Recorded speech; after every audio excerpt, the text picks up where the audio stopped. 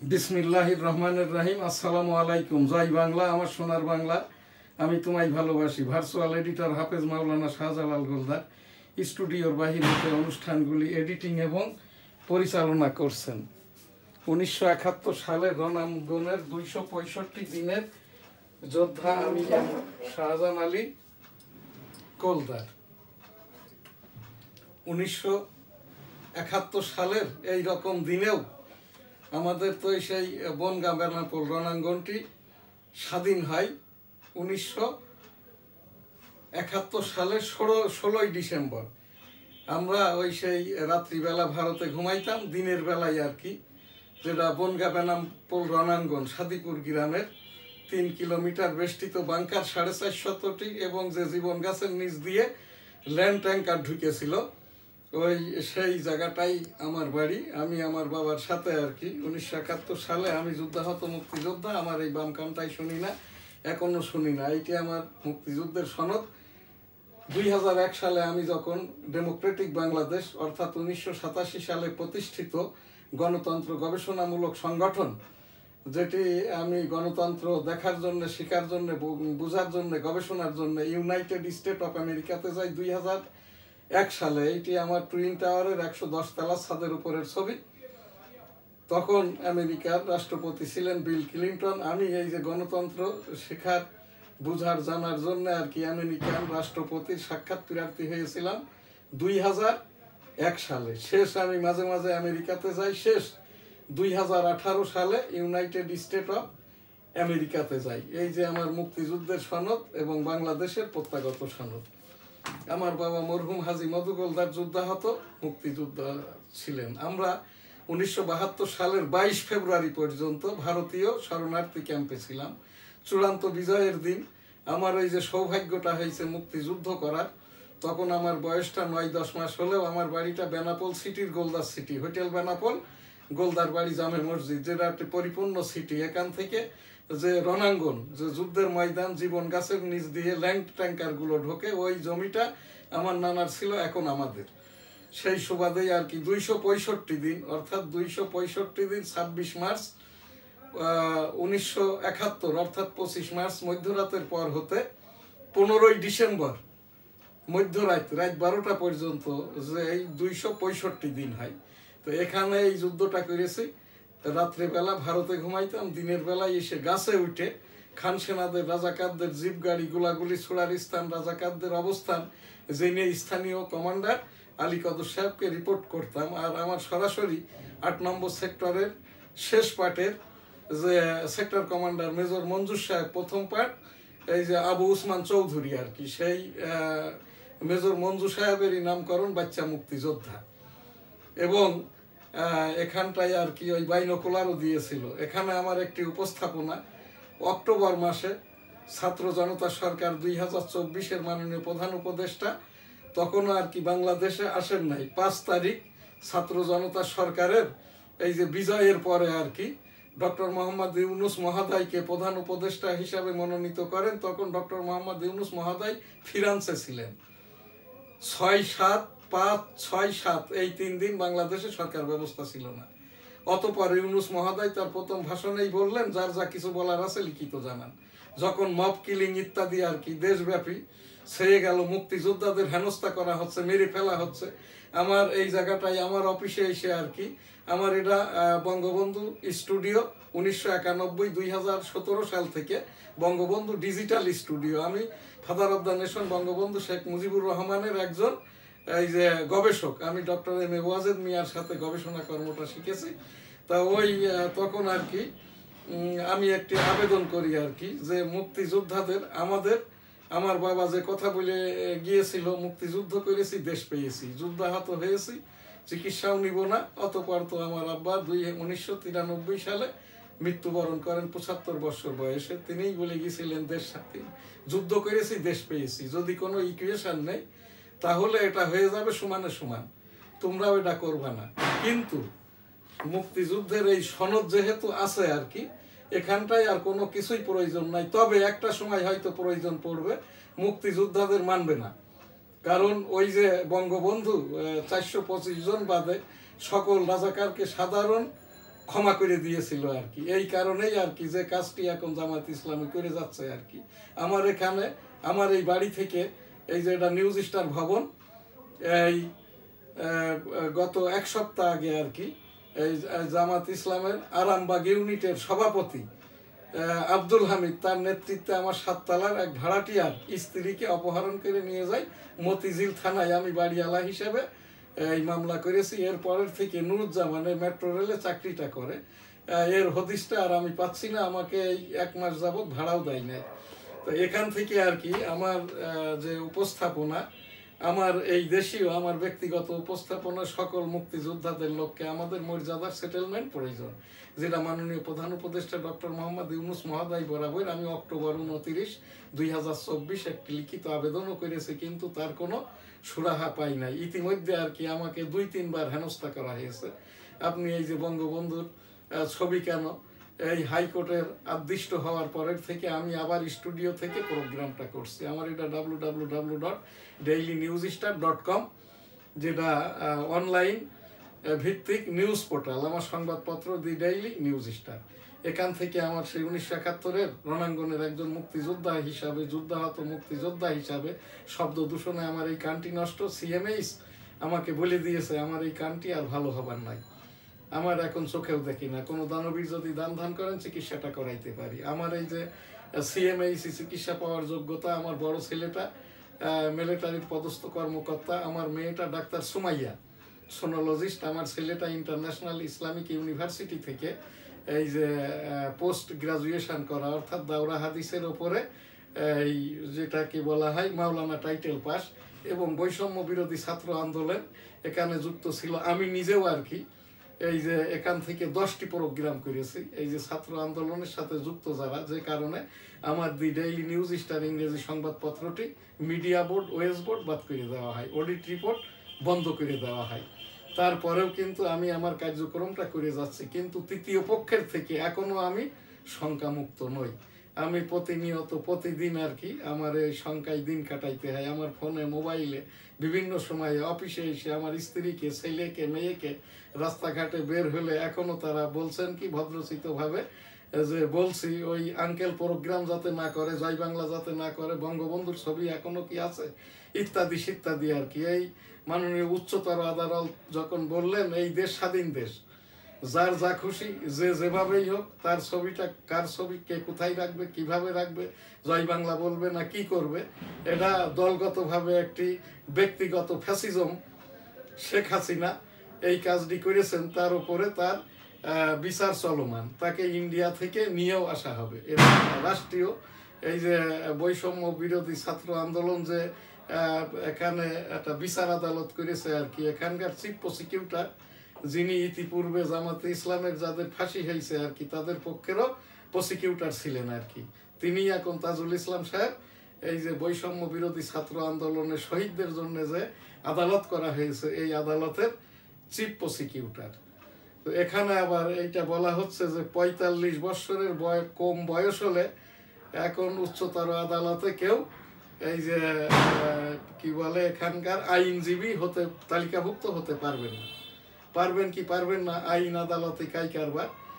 এটা এক সময় 45 বছরের কম হলে রাষ্ট্রপতি প্রার্থী হওয়া যাইত না, যে কারণে আমি আব্দুর রহমান বিশ্বাস যখন রাষ্ট্রপতি হয়েছিলেন তখন আবেদন করাই হতে পারি নাই। আমি এই যে 2023 সালের এপ্রিল মাসে যে রাষ্ট্রপতি নির্বাচিত হয় সেখানে আমি 18 কোটি জনগণের পক্ষে রাষ্ট্রপতি পদের জন্য পদপ্রার্থী হয়েছিলাম। আমার এখান থেকে আজ আবার সেই উপস্থাপনা 1971 সালের আমরা যারা মুক্তিযুদ্ধ করেছি, মুক্তিযোদ্ধা মর্যাদা সেটেলমেন্ট প্রত্যাশা করছি মাননীয় প্রধান উপদেষ্টা ডক্টর মোহাম্মদ ইউনূস মহোদয় বরাবর, যে মর্মে আমি 29 অক্টোবর 2024 মাননীয় প্রধান উপদেষ্টা ডক্টর মোহাম্মদ ইউনূস মহোদয় বরাবর আবেদিত।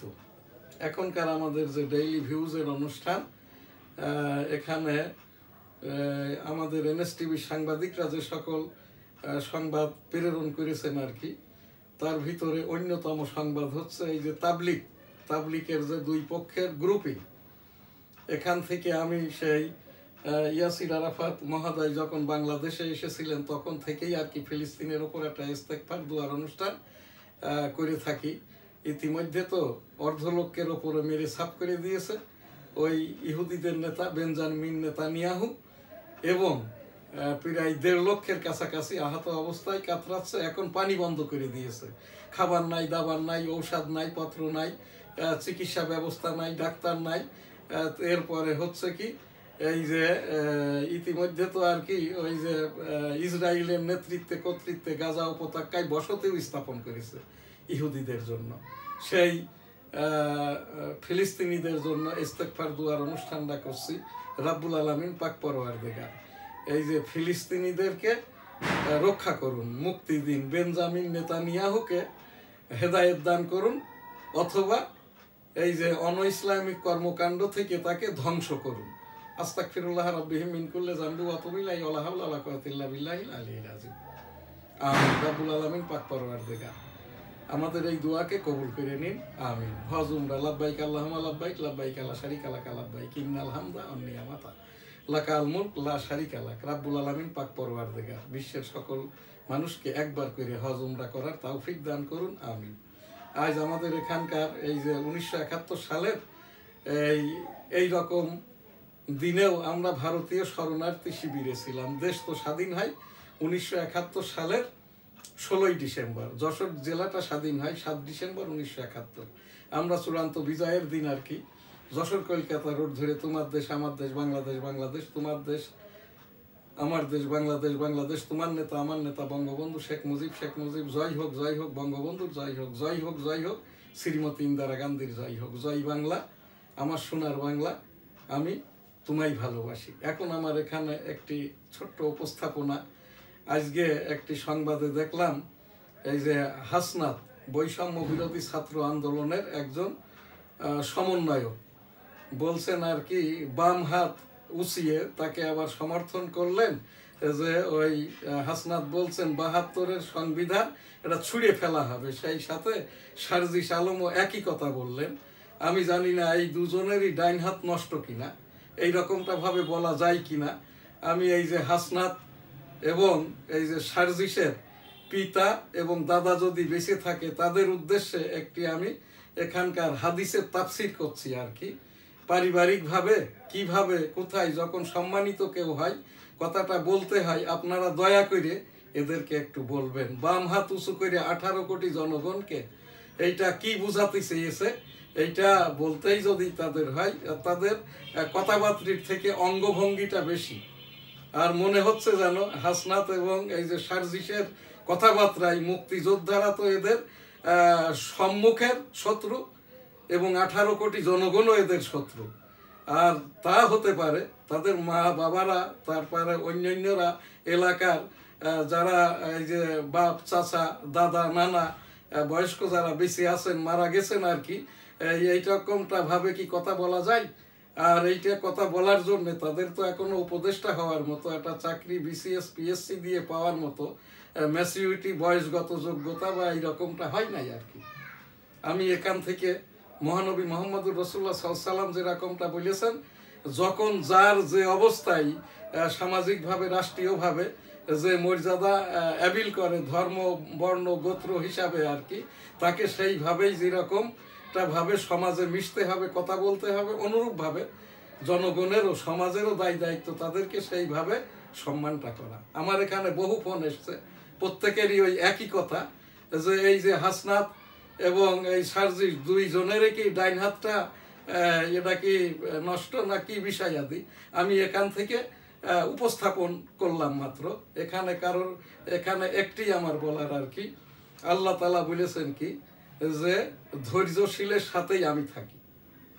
আমাদের এই দেশবাসীকেও আমি যেটা বলবো এবং এই যে সমন্বয়কারী যে সকল ছাত্ররা, তোমরা এই যে এই বাবারা, তোমরা চাচারা, তোমরা ভাইয়েরা, তোমরা আমার দাদারা, যে যে বয়সেরই আর কি সমন্বয়কারী এবং জনতার পক্ষ থেকে আর কি আমি অনুরোধ করছি উপদেষ্টাদেরকে, কমিশনারদেরকে, আপনারা ধৈর্যের সাথে আপনাদের দায়িত্বটা পালন করেন।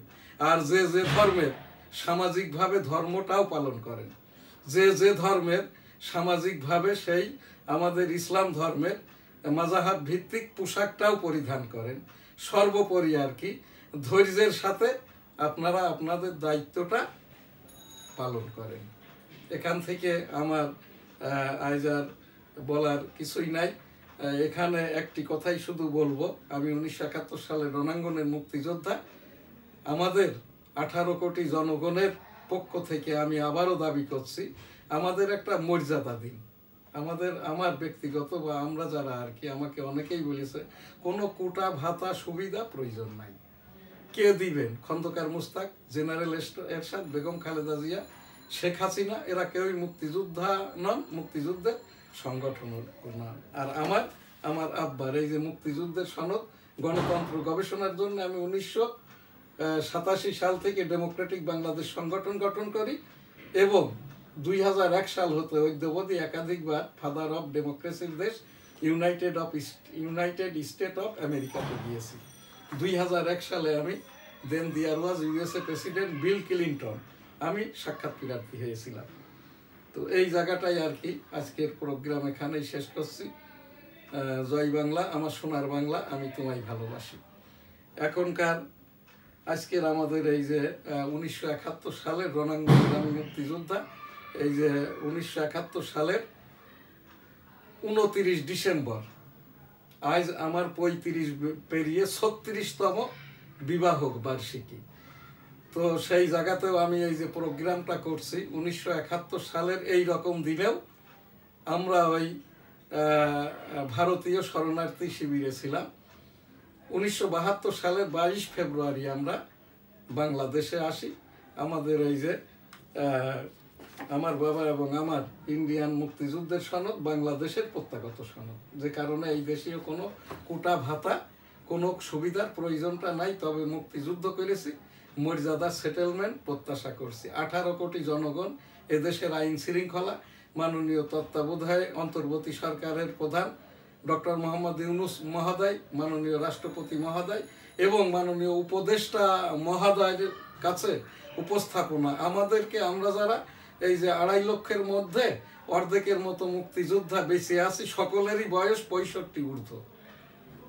তো এই যে বাচ্চা যারা আমরা মুক্তিযোদ্ধা ছিলাম তাদের বয়স, এছাড়াও যাদের বয়স তারা তো 70, 75, 80 ঊর্ধ্ব আর কি। আমাদেরকে একটু বাঁচার সুযোগটা দিন।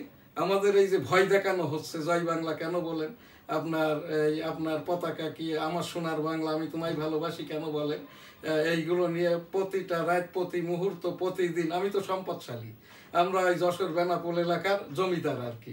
এখনো আমি আমার বেনাপোল গোলদাস সিটি থেকে আমরা 5 ভাই প্রায় 5 লক্ষ টাকার মতো হাউস রেন্ট গেইন করি। আমাদের বাড়িতেই গোলদার বাড়ি, জামে মসজিদ, হোটেল বেনাপোল, আমাদের কবরস্থান। এই যে ঢাকাস্থ আমাদের এই বাড়ি থেকেও আমরা, এছাড়াও আমরা ওই সে আদিকাল থেকে যে গোলদার টাইটেলটা আমাদের ব্রিটিশ কর্তৃক, আমাদের 1000 একর জমি ব্রিটিশ ছিনিয়ে নিয়ে মাত্র 100 একর জমি দেওয়া হয় আর কি গোলদারদেরকে। সেই থেকে আমাদের এই যে একটা গোলার্ধ দেওয়া হয় 100 একরের, ওই থেকে আমাদের নাম গোলার্ধের মালিক, এখন এইটা আমরা গোলদার। তো সেই জায়গাটাই আর কি প্রতিনিয়ত, প্রতি মুহূর্ত আর কি। ইতিমধ্যে তো আমার এই যে দোকান, পজিশন, মার্কেট লিখে নেওয়ার জন্য স্ট্যাম্প নিয়ে আসে, এরা তৃতীয় পক্ষ, এরা আর কি। যাই হোক, তো এই জায়গাটার থেকে আমি এই যে উপস্থাপনা করলাম যারা রাষ্ট্র এবং সরকার পরিচালনা করছে সকলের কাছে, যে কয়জন মুক্তিযোদ্ধা আমরা বেঁচে আছি, মানসিকভাবে আমাদেরকে বাঁচার সুযোগটা করে দিন। আপনারা আমাদের মর্যাদার সেটেলমেন্ট দিন। সকলে ভালো থাকবেন, সুস্থ থাকবেন, ডেঙ্গু সতর্কতায় থাকবেন, কোভিড সতর্কতায় থাকবেন। আলহামদুলিল্লাহ, আল্লাহ হাফেজ। জয় বাংলা, আমার সোনার বাংলা, আমি তোমায় ভালোবাসি।